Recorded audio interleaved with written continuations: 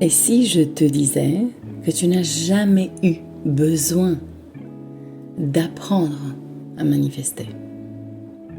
Parce que depuis le premier jour de ta vie, tu manifestes déjà. Tu n'as jamais cessé de créer. La seule différence, c'est qu'aujourd'hui, tu cherches à reprendre consciemment les commandes d'un processus qui fonctionne depuis toujours. Et c'est peut-être là que commence la plus grande confusion autour de la manifestation. On t'a appris que tu devais attendre d'être guéri, que tu devais attendre d'avoir un système nerveux parfaitement régulé, que tu devais attendre d'être toujours aligné, toujours positive, toujours dans la bonne fréquence, comme si ton pouvoir dépendait d'un état parfait. Et si cette croyance était justement ce qui t'éloignait de ta véritable puissance créatrice? Et si la manifestation n'avait jamais dépendu de ton état émotionnel, mais surtout de l'identité depuis laquelle tu interprètes et traverses ta vie? Et si tu étais déjà en train de créer chacune de tes expériences, même dans les périodes de doute, de peur ou de chaos? Et si tu pouvais enfin arrêter de chercher à devenir parfaite pour simplement redevenir souveraine?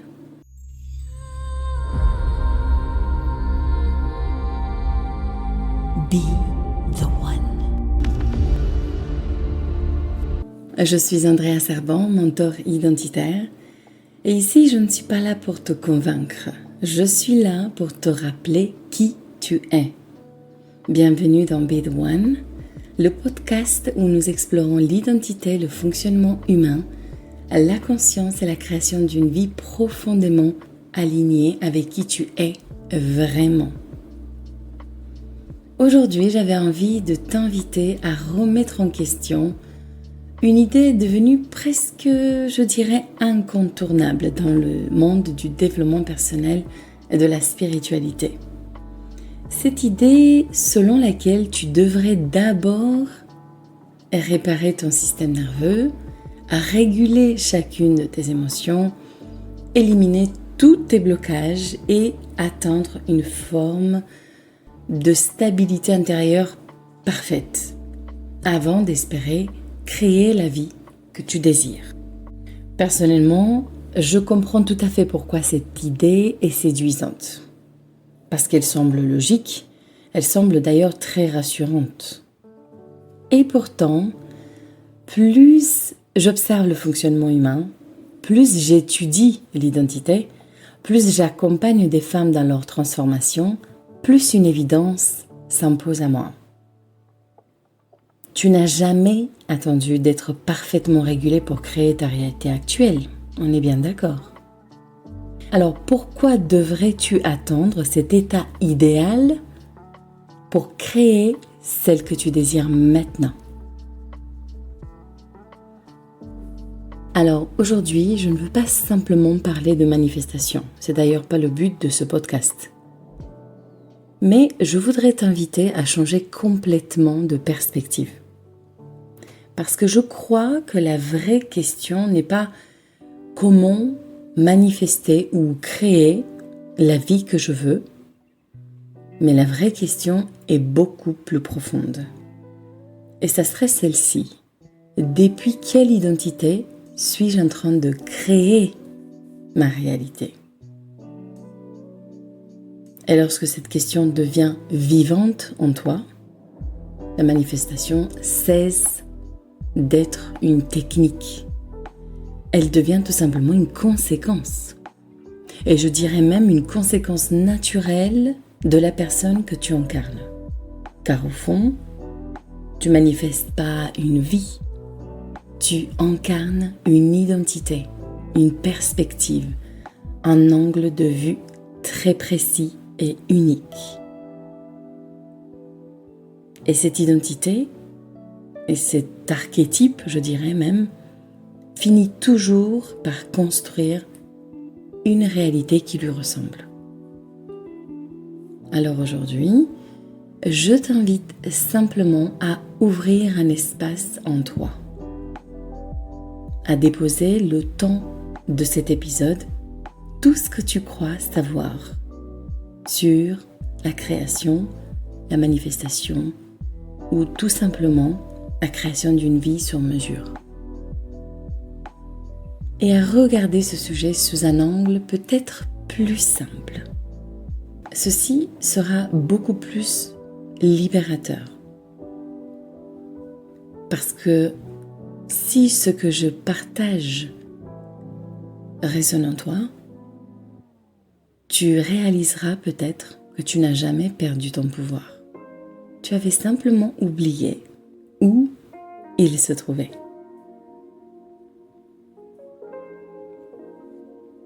Alors, lorsqu'on parle aujourd'hui de manifestation, un message revient sans cesse. Tu dois réguler ton système nerveux. Je sais, puisque moi-même, j'ai été dans cette fréquence-là, dans cette conscience-là. Mais c'est une étape. J'entends aussi, tu dois être dans une fréquence élevée. Tu dois être calme. Tu dois être aligné émotionnellement. Tu dois éliminer tes peurs. Tu dois guérir toutes tes blessures. Et seulement ensuite, tu pourras enfin créer la vie que tu désires. Et comme je disais pendant longtemps, j'ai moi aussi cru cela. D'ailleurs, c'est comme ça que je fonctionnais. Et ça me frustrait parce que tout simplement, au quotidien, c'était impossible d'amener cela à un état de perfection. Et lorsqu'on entend ce discours partout, effectivement, on finit par croire qu'il s'agit d'une vérité. Alors on commence à surveiller chacune de ses émotions. On culpabilise même lorsqu'on ressent de l'anxiété. On pense qu'une journée difficile va compromettre toutes nos manifestations. On imagine qu'un moment de doute est capable d'annuler tout notre travail intérieur. Et sans même nous en rendre compte, on déplace encore une fois notre pouvoir. Donc, au lieu de créer librement, on commence à chercher l'état émotionnel parfait. Comme si notre système nerveux devenait le gardien de notre avenir. Comme si la vie attendait que nous soyons enfin parfaitement régulés pour commencer à nous répondre. Mais laisse-moi te poser une question. Si cette croyance était vraie, comment expliques-tu que tu aies déjà manifesté absolument toute ta vie, peu importe comment elle est? Avant même de connaître le mot manifestation, avant même de lire un seul livre du développement personnel, avant même de savoir ce qui était un système nerveux. Et je dirais, toutes ces personnes, peu importe comment nous souhaitons les étiqueter, méchantes, malveillantes, etc., comment se fait-il qu'elles manifestent la vie qu'ils veulent? Comment se fait-il que l'argent est parfois, ou bien je dirais souvent, entre des mauvaises mains?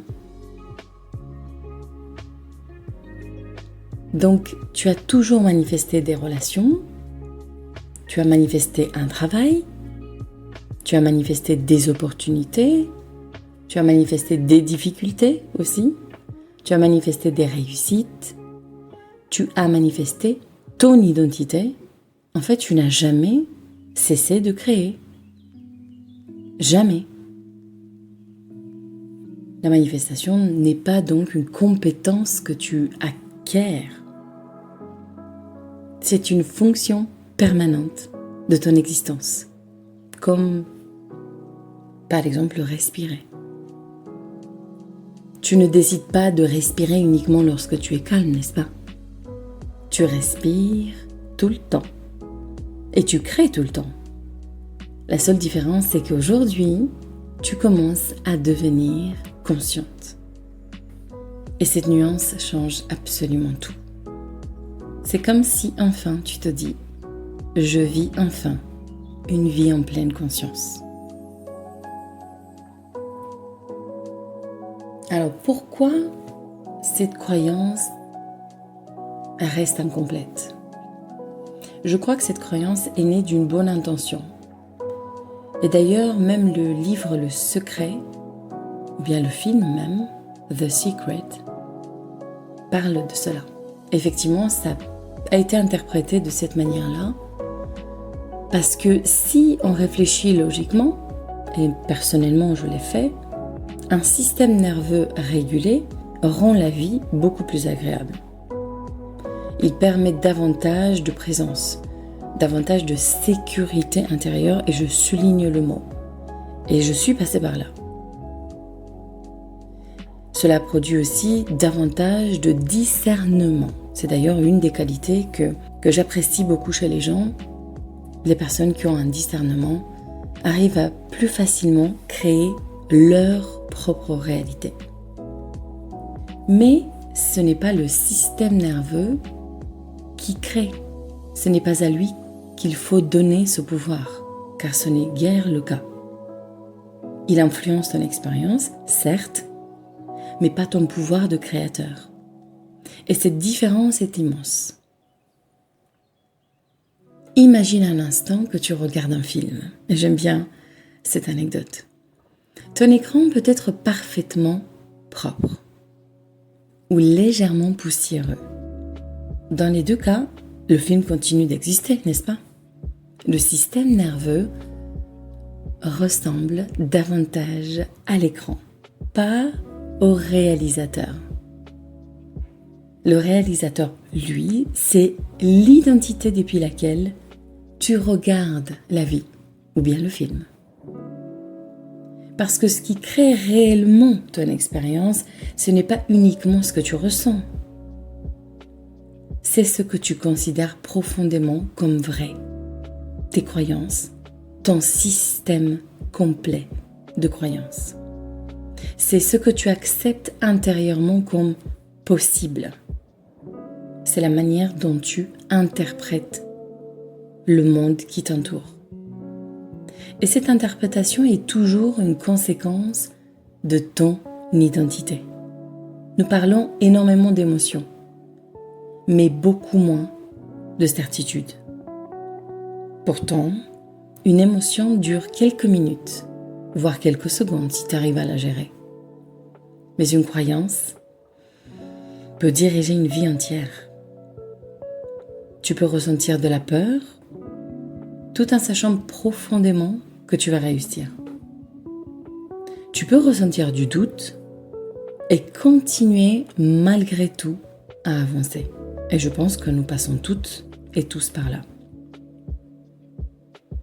Tu peux avoir le cœur qui bat très fort et signer le contrat qui transformera ta vie. Les émotions passent, mais l'identité reste. Et c'est précisément parce qu'elle reste qu'elle finit par organiser toute ta réalité. La véritable question n'est pas donc comment me sentir parfaitement en haute fréquence. C'est impossible au quotidien. Tout simplement impossible. Mais plutôt, depuis quelle femme suis-je en train de regarder cette situation, ici et maintenant? Et c'est question d'un état d'être général. La première question dira, c'est impossible, parce que comment te sentir parfaitement? Eh bien, c'est impossible de se sentir parfaitement de la même manière tous les jours. Mais la seconde question, depuis quelle femme suis-je en train de regarder cette situation? Elle, c'est une étape. La réalité est identique, mais l'identité ne l'est pas. Et c'est cette identité qui finit toujours par produire deux vies complètement différentes. Lorsque tu crois que ton système nerveux est responsable de tes manifestations ou de la vie que tu es en train de vivre tout simplement, tu entres souvent dans une forme de contrôle permanent. D'ailleurs, le contrôle, c'est vraiment quelque chose que je élimine totalement de ma vie. Tu analyses chacune de tes émotions, tu cherches sans cesse à savoir si tu vibres suffisamment haut.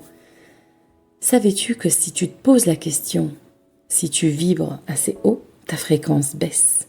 Rien que le fait de remettre en question cette fréquence.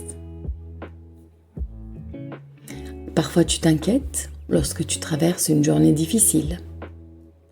Tu culpabilises même lorsque tu ressens de la colère. Tu crois que ton stress détruit ce que tu essayes de construire. Et finalement, tu finis par avoir peur de ressentir. Or, nous sommes des êtres humains, pas des robots programmés pour rester stables 24 heures sur 24. Notre corps fluctue, notre énergie fluctue, nos hormones fluctuent, nos émotions fluctuent. Et heureusement, parce que c'est précisément ce qui fait de nous des êtres vivants, n'est-ce pas? Le problème n'est jamais la fluctuation. Le problème apparaît lorsque tu donnes le pouvoir de définir qui tu es. Tu peux être stressé aujourd'hui et pourtant rester profondément convaincu de la direction que tu prends. Tu peux traverser une période très difficile sans remettre en question ton identité. Et c'est exactement cette continuité intérieure qui construit une nouvelle réalité. Parce que la vie répond beaucoup plus à la cohérence qu'à la perfection. Elle répond à ce que tu incarnes dans la durée, pas à ce que tu ressens pendant quelques heures. Si chaque émotion avait le pouvoir d'annuler ton processus de création, personne ne construirait jamais rien. Ou bien, lorsque tu aurais une émotion négative ou une peur incontrôlable, tu verrais devant tes yeux ta réalité changer instantanément. Et ça serait pas possible. Ça ne fait pas partie des lois universelles. Alors, personnellement, pendant longtemps, je pensais exactement comme tout le monde. Lorsque je découvrais une nouvelle approche, je voulais l'appliquer parfaitement. Parce que je croyais qu'il existait quelque part une méthode idéale. Le protocole parfait, le rituel parfait, l'état d'être parfait. À partir de 2012, j'ai profondément transformé ma vie. J'ai changé mon organisation, mes habitudes, mes lectures, mes routines. Et sans le savoir, je reprogrammais progressivement mon subconscient. Alors certaines croyances disparaissaient, d'autres prenaient leur place. Je devenais une autre femme. Mais je ne comprenais pas encore vraiment pourquoi ces changements fonctionnaient. Puis est arrivé 2017. Une année que je considère aujourd'hui comme un immense point de bascule. Je venais de devenir maman. Alors toute mon attention était tournée vers un autre être humain. Et en même temps, quelque chose d'inexplicable commençait à se produire. Je voyais constamment le nombre 11-11. Au début, j'ai trouvé ça l'air étrange, puis la répétition est devenue totalement intense que ma curiosité a pris le dessus. Alors j'ai commencé à chercher, à lire, à explorer, comme tout le monde, et j'ai la sensation qu'à cet instant, le voile s'est levé. Pas parce que j'avais découvert une nouvelle vérité, mais parce que je ne pouvais plus regarder la vie de la même manière. Des questions que je ne m'étais jamais posées auparavant sont apparues naturellement. Qui suis-je vraiment? Qu'est-ce que c'est l'existence? Pourquoi sommes-nous ici? Pourquoi je vis la vie que je vis? Est-ce que tout ce que je crois est réellement vrai? Et surtout, si je ne suis pas uniquement cette personnalité, alors qui observe cette personnalité? Et bien sûr, à partir de ce moment-là, mon éveil n'a pas ressemblé à un feu d'artifice. Il a ressemblé à un immense chaos identitaire. Toutes les certitudes que j'avais construites jusqu'à là ont commencé à s'effondrer. Et pourtant, avec le recul, je comprends aujourd'hui que rien n'était en train de s'effondrer. Tout était simplement en train de laisser de la place à quelque chose de plus vrai. C'est aussi à ce moment-là que j'ai compris une chose essentielle. Même lorsque j'étais traversée par le doute, même lorsque mon système nerveux était complètement bouleversé, même lorsque je comprenais plus rien, la vie continuait à avancer. Je continuais à créer. Je continuais à attirer des expériences. Et je continuais surtout à évoluer. Ce n'était donc pas mon état émotionnel qui dirigeait ma vie. Quelque chose de beaucoup plus profond était déjà à l'œuvre. Et cette compréhension a complètement transformé ma manière de voir la manifestation. Car j'ai cessé de chercher l'état parfait. J'ai commencé à construire une identité suffisamment stable pour rester fidèle à qui j'avais décidé d'être. Même lorsque mon expérience humaine traversait des tempêtes. Et si le véritable pouvoir n'était pas de manifester, mais de créer consciemment depuis celle que tu es? Je crois que c'est là que tout bascule. Pendant longtemps, j'ai pensé justement que la manifestation consistait à apprendre des techniques, visualiser, répéter des affirmations, ressentir certaines émotions. D'ailleurs, je le faisais chaque matin, je m'en souviens. J'avais mis des post-it dans la salle de bain pour que cet état d'être, je puisse le rencontrer chaque instant. Et ça marchait, bien évidemment, mais ma vie ne changeait pas. Donc j'ai essayé aussi de contrôler mes pensées. Ah, celle-là, elle est bonne. Contrôler ses pensées. À peu près 65 000 de pensées dans la journée. Oui, je essayais de contrôler mes pensées. Ou bien j'essayais de rester positive. Et bien que toutes ces pratiques que j'appelle des permissions révélatrices temporaires, toutes ces pratiques sont utiles. Je ne dis pas le contraire. Mais elle ne répondait jamais à la véritable question. Qui est en train de créer cette réalité? Qui? Pas quoi? Parce qu'au fond, ce n'est jamais la technique qui crée. C'est toujours l'identité qui l'utilise pour qu'elle soit davantage elle-même. Deux personnes peuvent pratiquer exactement la même visualisation. La première utilise parce qu'elle manque encore de quelque chose. La seconde l'utilise parce qu'elle exprime déjà qui elle est. À l'extérieur, elles font exactement la même chose. Mais à l'intérieur, elles créent depuis deux mondes totalement différents. Et c'est précisément cette différence qui change tout. Aujourd'hui, je ne parle presque plus de manifestation. D'ailleurs, j'avais créé un tableau chez moi avec le mot manifeste parce que au début, j'y croyais vraiment que c'était ça. Aujourd'hui, ça fait longtemps que je l'ai enlevé. Parce que je préfère parler de création souveraine identitaire. Pourquoi? Parce que le mot manifestation laisse souvent croire qu'il faudrait éventuellement attirer quelque chose qui serait séparé de nous. Comme si la vie était à l'extérieur. Comme si notre bonheur était quelque part devant nous, insaisissable. Comme si nous devions convaincre l'univers de nous donner ce que nous désirons. Mais plus j'observe la vie, mon quotidien, les autres, plus je comprends que nous ne sommes pas ici pour convaincre la réalité. Nous sommes ici pour devenir suffisamment cohérents avec celle que nous avons choisi d'être. Et cette cohérence devient naturellement une nouvelle réalité.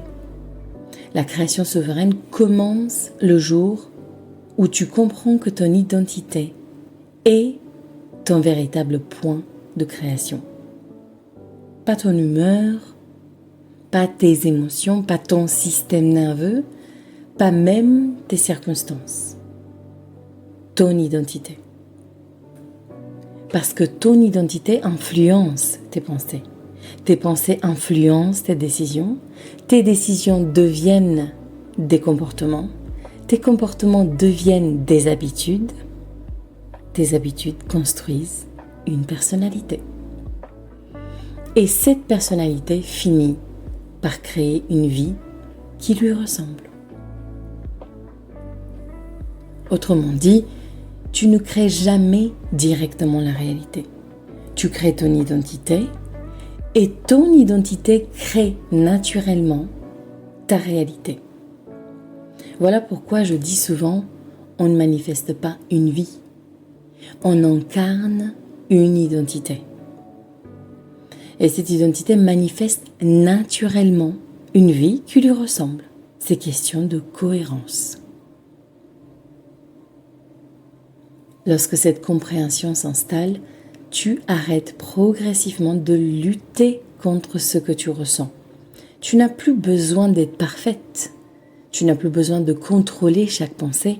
Tu n'as plus besoin de culpabiliser lorsque tu traverses une journée difficile.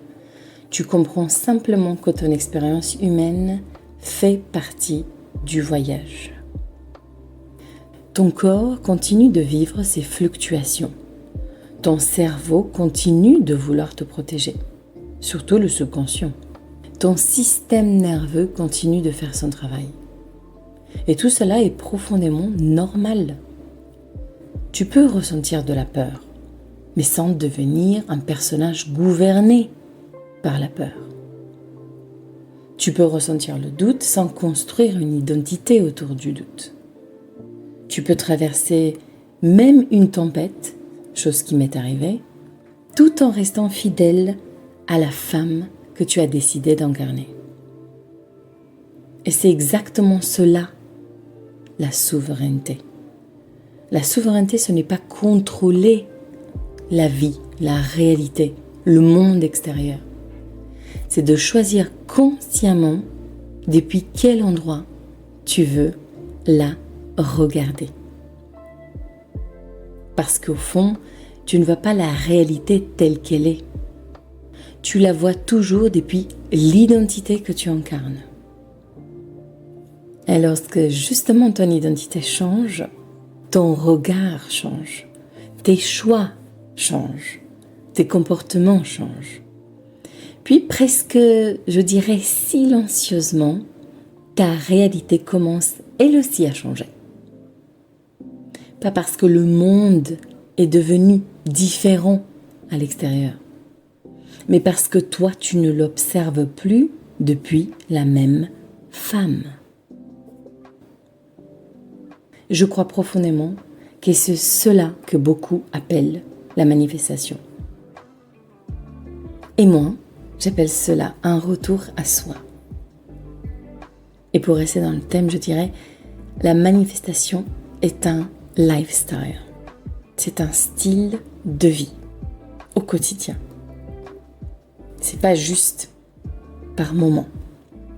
C'est tout le temps. Alors, j'aimerais te proposer une expérience très simple aujourd'hui. Pas un exercice compliqué, pas un rituel, pas une méthode. Tu sais bien ce que je pense de tout cela. Simplement une observation. À chaque fois que tu prendras une décision aujourd'hui, pose-toi cette seule question. Depuis quelle identité suis-je en train de choisir ? Est-ce la femme qui cherche encore à être validée ? Est-ce celle qui agit par peur de perdre ? Est-ce celle qui doute constamment d'elle-même ? Ou est-ce la femme que tu as déjà décidé de devenir ? Observe simplement, sans jugement, sans chercher à corriger quoi que ce soit. Juste observe. Puis demande-toi, si j'étais déjà pleinement cette femme, quelle serait la prochaine action la plus naturelle, la plus joyeuse, la plus cohérente avec mon état d'être? Pas la plus impressionnante, pas la plus parfaite, la plus naturelle.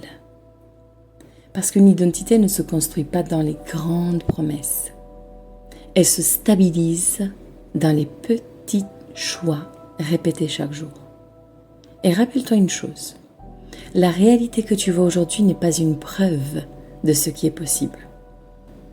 Elle est simplement le reflet différé, retardé de l'identité que tu as incarnée jusqu'à présent. Alors ne laisse pas une ancienne réalité décider de la femme que tu choisis d'être aujourd'hui. Laisse plutôt ta nouvelle identité donner le temps à la réalité de la rejoindre, tout simplement. Revenons à la question du début. As-tu réellement besoin d'un système nerveux parfaitement régulé pour créer la vie que tu désires? Je ne le crois pas. Je crois surtout que tu as besoin de comprendre qui est en train de créer. Parce que tu n'as jamais cessé de manifester. Jamais.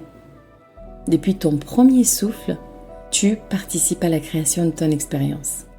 La seule différence aujourd'hui, c'est que tu peux choisir de le faire consciemment. Tu peux arrêter de croire que tu dois devenir parfaite avant de commencer à vivre. Tu peux arrêter de faire dépendre ton pouvoir de tes émotions du moment. Et aussi, tu peux arrêter de chercher toujours une autorisation extérieure. Et surtout, commencer à créer depuis un endroit beaucoup plus profond, celui de ton identité. Car la véritable liberté ne consiste pas à contrôler chaque circonstance, ça serait très épuisant. Elle consiste à rester fidèle à ce que tu es, à celle que tu es devenue, même lorsque les circonstances ne te donnent pas encore raison. Et peut-être que c'est cela, la véritable création souveraine. Non pas obtenir ce que tu veux, mais devenir si cohérente avec ton identité que la réalité, ta réalité, n'a finalement plus d'autre choix que de te ressembler. Parce qu'au fond, la vie ne répond pas seulement à ce que tu demandes. Elle répond surtout à ce que tu incarnes.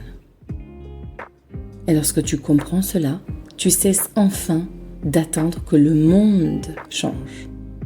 Tu deviens le point de départ du changement.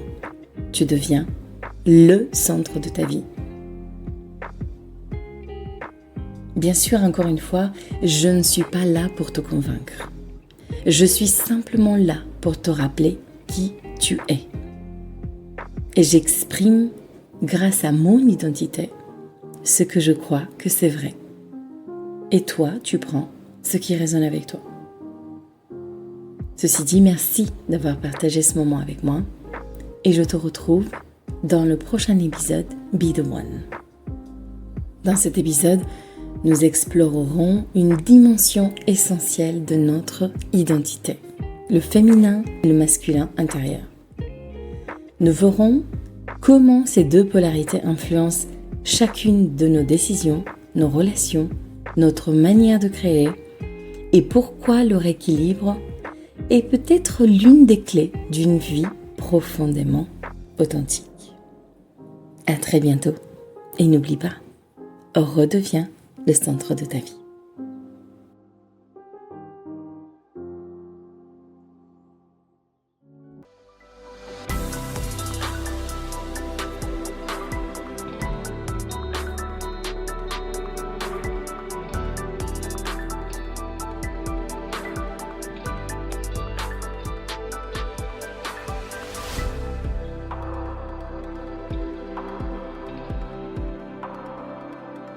Be the